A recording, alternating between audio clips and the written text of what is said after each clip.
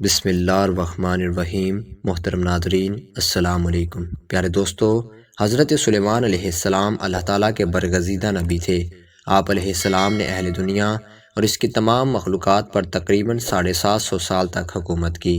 حضرت سلیمان علیہ السلام زمین کے مشرق و مغرب کے مالک تھے۔ اس کے ساتھ ساتھ آپ علیہ السلام کو ہر جاندار کی زبان کا علم بھی عطا کیا گیا تھا۔ آج کی اس ویڈیو میں ہم آپ کو حضرت سلیمان علیہ السلام کی بادشاہت اور آپ علیہ السلام کی حیات مبارکہ کے ایمان افروز واقعات بتائیں گے۔ ناظرین اکرام، حضرت سلیمان علیہ السلام کا سلسلہ نسب حضرت ابراہیم علیہ السلام سے جا ملتا ہے۔ آپ علیہ السلام کے والد ماجد حضرت داؤد علیہ السلام اللہ تعالیٰ کے برگزیدہ نبی اور رسول تھے۔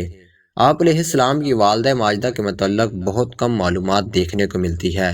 ابن ماجہ میں ایک حدیث شریف موجود ہے جس میں رسول اکرم صلی اللہ علیہ وآلہ وسلم نے ارشاد فرمایا، حضرت سلیمان بن داؤد کی والدہ نے ایک بار نصیحت فرمائی، اے میرے بیٹے، رات بھر سوتے نہ رہا کرو، اس لیے کہ رات کے زیادہ حصے کو نیند میں گزارنا انسان کو قیامت والے دن اعمال خیر سے محتاج بنا دیتا ہے۔ حضرت سلیمان علیہ السلام کو اللہ تعالیٰ نے علم و حکمت، فہم و فراست، فطان و ذہانت اور بے پناہ قوت فیصلہ سے نوازا تھا۔ قرآن پاک میں آپ کا ذکر سورہ بقرہ، سورہ انعام، سورہ انبیاء، سورہ نمل، سورہ سبا اور سورہ سعاد میں آیا ہے۔ حضرت سلیمان علیہ السلام اللہ تعالیٰ کی یاد میں اس قدر مشغول رہتے تھے کہ ان کو دنیا کی بڑی سے بڑی چیز بھی اللہ کی یاد سے غافل نہیں کر سکتی تھی۔ ایک دفعہ کا ذکر ہے کہ آپ اعلیٰ درجہ کے گھوڑوں کو دیکھ رہے تھے کہ ان کے دیکھتے دیکھتے عصر کی نماز کو دیر ہو گئی۔ آپ نے ان کو بلایا اور ان کی پنڈلیاں اور گردنیں کاٹ ڈالیں تاکہ جن کی محبت نے اللہ کی یاد سے غافل کر دیا ان کو ختم کر دیا جائے۔ ایک دفعہ آپ اپنی فوجوں کے ساتھ تشریف لے جا رہے تھے۔ چلتے چلتے چونٹیوں کی وادی میں پہنچے۔ ایک چونٹی نے کہا، اپنے اپنے گھروں میں گھس جاؤ، ایسا نہ ہو کہ سلیمان اور اس کا لشکر تمہیں تباہ کر دے اور انہیں اس کی خبر بھی نہ ہو۔ آپ چونٹی کی بات سن کر مسکرائے اور کہا کہ اے اللہ، مجھے توفیق دے کہ میں تیری نعمتوں کا شکر ادا کروں جو تو نے مجھے اور میرے ماں باپ کو دی ہیں، اور ایسے نیک کام کروں جن سے تو خوش ہو، اور اپنی مہربانی سے میرے مرنے کے بعد مجھے اپنے نیک بندوں میں داخل کر۔ ایک دفعہ کا ذکر ہے کہ آپ نے پرندوں کی حاضری لی تو اس میں ہدہد نظر نہیں آیا۔ آپ نے فرمایا کہ اس کی غیر حاضری پر ہم اس کو سخت سزا دیں گے یا ذبح کر دیں گے، ورنہ اس غیر حاضری کی وجہ بیان کرے۔ تھوڑی دیر بعد ہدہد آ گیا۔ اس نے عرض کیا کہ سبا کے شہر سے بالکل صحیح خبر لے کر آیا ہوں۔ میں نے ایک عورت دیکھی ہے جو وہاں حکومت کرتی ہے، اس کے پاس ہر طرح کا سامان ہے، اس کا بہت بڑا تخت ہے۔ ملکہ اور اس کی قوم کے لوگ سورج کو سجدہ کرتے ہیں اور شیطان نے ان کو سیدھے رستے سے روک لیا ہے۔ ہدہد نے بیان ختم کیا تو آپ نے اس ملکہ کے نام خط دیا، اللہ کے نام سے شروع کرتا ہوں جو بہت بڑا مہربان نہایت رحم کرنے والا ہے۔ ہم سے سرکشی نہ کرو اور فرما بردار ہو کر ہمارے دربار میں حاضر ہو، اور فرمایا کہ اسے سبا کی ملکہ کے پاس لے جاؤ، پھر دیکھو وہاں سے کیا جواب ملتا ہے۔ سبا کی ملکہ نے، جس کا نام بلقیس تھا، یہ خط اپنے درباریوں کو پڑھ کر سنایا اور ان سے پوچھا کہ تم اس خط کے جواب میں کیا کہنا چاہتے ہو؟ سب نے یک زبان ہو کر کہا کہ ہم بڑے طاقت والے اور بڑے لڑنے والے ہیں، ویسے آپ کو اختیار ہے جو حکم دے۔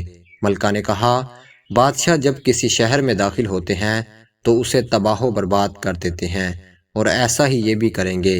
ان کے پاس کچھ تحفے بیچ کر دیکھتی ہوں کہ میرے ایلچی کیا جواب لاتے ہیں۔ جب ایلچی تحفے لے کر آئے تو حضرت سلیمان علیہ السلام نے فرمایا، تمہارے تحفے تم ہی کو مبارک ہوں، تم انہیں واپس لے جاؤ۔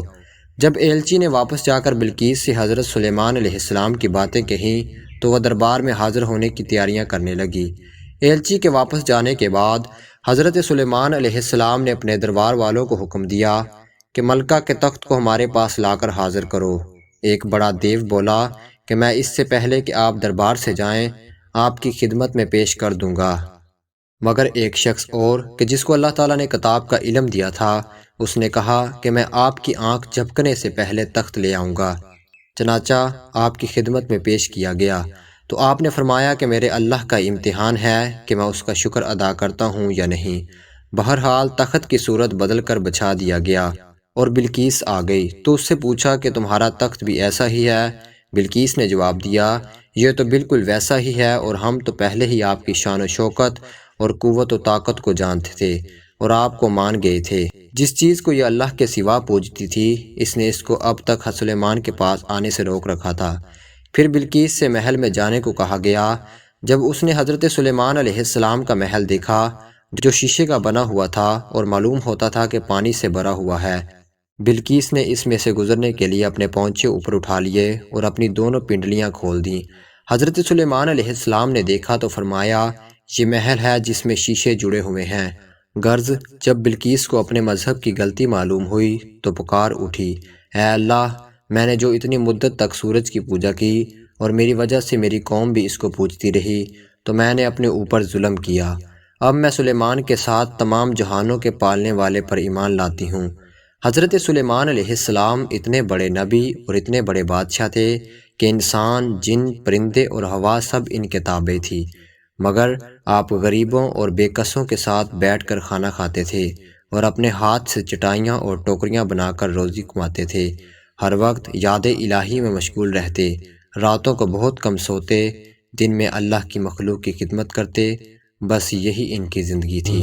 آپ سے گزارش ہے کہ ہمارے چینل عقیل حیدر وائس کو لائک، شیئر اینڈ سبسکرائب کریں تاکہ فیوچر میں آنے والی تمام ویڈیوز آپ کو بر وقت موصول ہوتی رہیں۔